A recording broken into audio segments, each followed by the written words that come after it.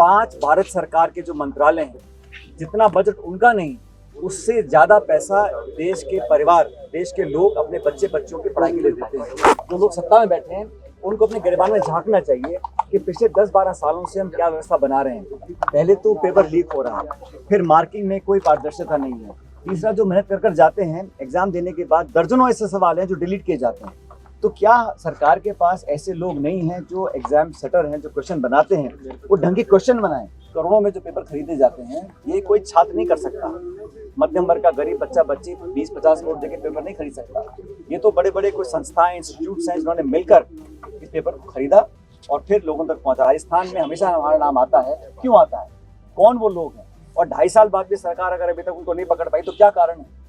और क्या विश्वास हमें है कि अगले 2 साल में पकड़ लेंगे? तो आप जब विपक्ष में रहते हैं तो बड़े बड़े दावे करते हैं। जो लोग इन्वॉल्व हैं पेपर लीकेज में, पेपर को सप्लाई करने में, उन बड़े लोगों को कब पकड़ेंगे? किनका संरक्षण प्राप्त है? ये खुलासा करना पड़ेगा ना, जनता पूछ रही है। नेता प्रतिपक्ष राहुल गांधी जी आए थे और उन्होंने हजारों युवाओं के बीच में, छात्र छात्राओं के बीच में अपनी बात को रखा।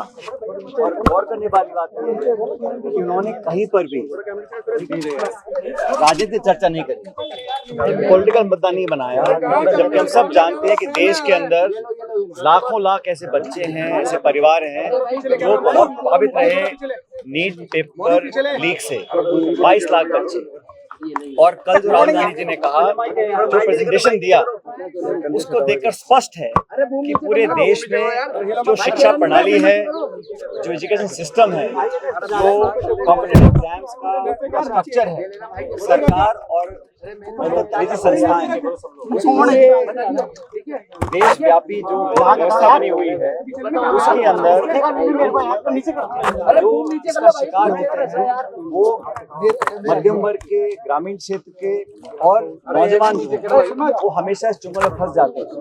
और ट्यूशन के लिए, पढ़ाई के लिए, निजी क्लासेस के लिए, मेस के लिए, अकोमोडेशन के लिए लाखों करोड़ रुपए उन मध्यम वर्ग के परिवारों की जेब से जाते हैं और बहुत सीमित स्थान के लिए इतना परिश्रम करना पड़ता है, कॉम्पिटिशन करना पड़ता है। ये व्यवहारिक नहीं है और नौजवानों को इस मानसिकता से बाहर निकालने के लिए हम पूरे देश के लोगों को सोचना पड़ेगा कि हम क्या आगे करें। महत्वपूर्ण बात यह है कि 5 भारत सरकार के जो मंत्रालय हैं, जितना बजट उनका नहीं, उससे ज्यादा पैसा देश के परिवार, देश के लोग अपने बच्चों की पढ़ाई के लिए देते हैं। और अधिकांश, मेरे ख्याल 90 या 95% ऐसे बच्चे हैं जो कामयाब नहीं हो पाते। उसके बाद उनका क्या होता है? ना जॉब्स अवेलेबल हैं, ना फेयरनेस अवेलेबल है। और सबसे बड़ी बात यह है जब परीक्षा के लिए लोग मेहनत करते हैं, परिश्रम करते हैं, त्याग तपस्या करते हैं, इतनी जद्दोजहद के बाद जब निराशा आ सकती है और नौजवान बच्चों को जब आत्महत्या करनी पड़ती है, इससे ज्यादा मैं समझता हूँ दर्दनाक बात देश के लिए नहीं हो सकती। तो राहुल गांधी जी ने कल जो बोला, जो प्रेजेंटेशन दी है, मुझे लगता है उसको देखकर सब लोगों को और खासकर जो लोग सत्ता में बैठे हैं उनको अपने गिरबान में झांकना चाहिए कि पिछले 10-12 सालों से हम क्या व्यवस्था बना रहे हैं। इस देश को आगे ले जाने के लिए अगर कोई भूमिका निभा रहा है तो नौजवान निभा रहा है, तो नौजवानों की प्रतिभाओं को का चयन करने के लिए।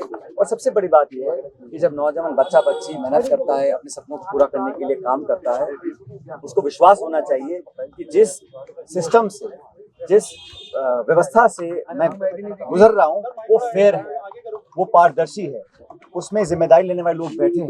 अगर कोई गलती होगी तो गलती करने वाले को सजा मिलेगी।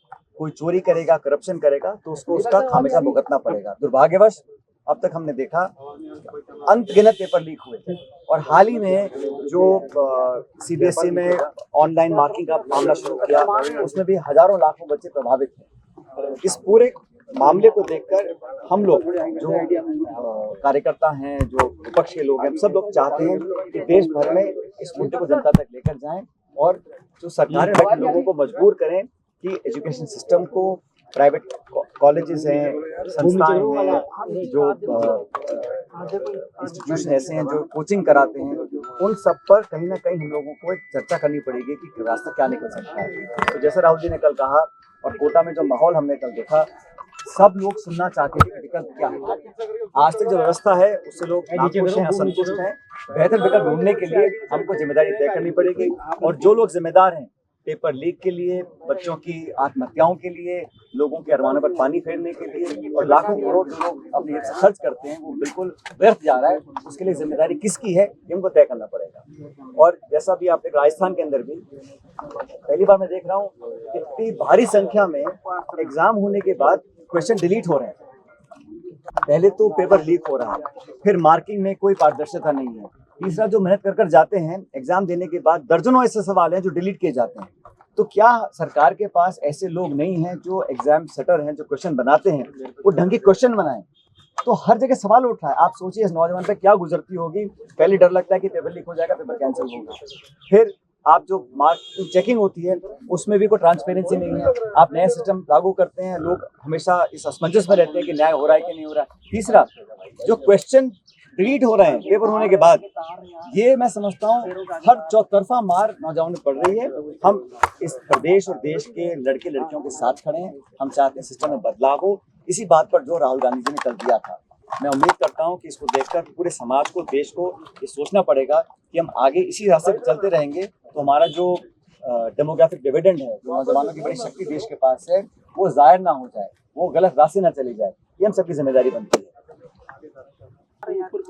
आपने कहा सब इंस्पेक्टर भर्ती है, लगभग 14-15 राज्य ऐसे हैं जहां पर एसआई की भर्ती पे इंटरव्यू नहीं होती। और ये बात सच है, जितना कम इंटरव्यू होंगे उतना कम लोगों को मौका मिलता है छेड़छाड़ करने का या गलत रास्ता इख्तियार करने का। तो क्या कारण है कि राजस्थान में अब तक इंटरव्यू प्रणाली खत्म नहीं करी, जब बाकी प्रदेशों में ऐसा हो रहा है और कई राज्यों में तो काफी ऊंचे लेवल तक इंटरव्यू समाप्त कर दिए गए हैं। तो जैसा भी हमारे साहू जी ने स्टेटमेंट दिया कि उन पर भी सुझाव या दबाव आते थे इंटरव्यू में ऊपर नीचे करने के लिए। अब उन्होंने खुलासा नहीं किया कि किसका फोन आया, किसने उनको आग्रह किया, लेकिन इसलिए होता है क्योंकि इंटरव्यूज में कहीं ना कहीं ह्यूमन इंटरफेरेंस होती है, उसमें गड़बड़ी करने का मौका मिल सकता है। लेकिन जब विशेष रूप से एसआई इंस्पेक्टर ने 14-15 राज्यों में इंटरव्यू समाप्त कर दिए, तो क्या कारण है कि भाजपा सरकार राजस्थान की इंटरव्यूज को खत्म नहीं कर रही? क्या वो नहीं चाहते हैं कि पारदर्शी कार्रवाई हो, मेरिट पर काम हो और लोग अनवांटेड तरीके से अपनी सेटिंग कर नंबर बढ़ा लें? क्या सरकार चाहती है कि जो मेहनत करने वाले लोग हैं उनको बराबर का फायदा ना मिले?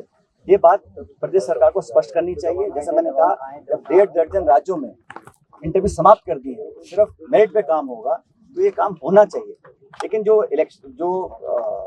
कंपटीशन एग्जाम कराने का जो प्रोसेस है, जो प्रक्रिया है, जब उस पर सवाल उठ गए हैं तो फिर लोगों का विश्वास कहाँ रहेगा?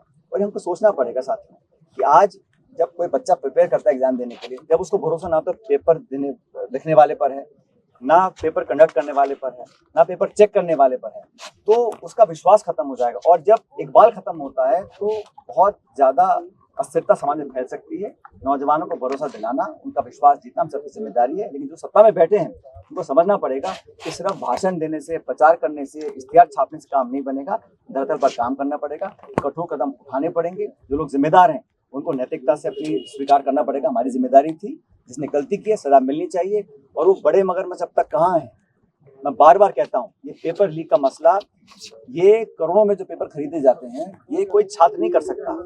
मध्यम वर्ग का गरीब बच्चा बच्ची 20-50 करोड़ देके पेपर नहीं खरीद सकता। ये तो बड़े बड़े कोई संस्थाएं, इंस्टीट्यूट्स हैं जिन्होंने मिलकर इस पेपर को खरीदा और फिर लोगों तक पहुंचा। और ये जो पेपर लीक पकड़ा भी गया है, इसमें सरकार की बहादुरी नहीं है, ये तो बच्चों ने खुद पकड़ा गैस पेपर और बताया कि गैस पेपर और मेन पेपर बिल्कुल एग्जैक्टली कॉमा फुल स्टॉप भी एक है।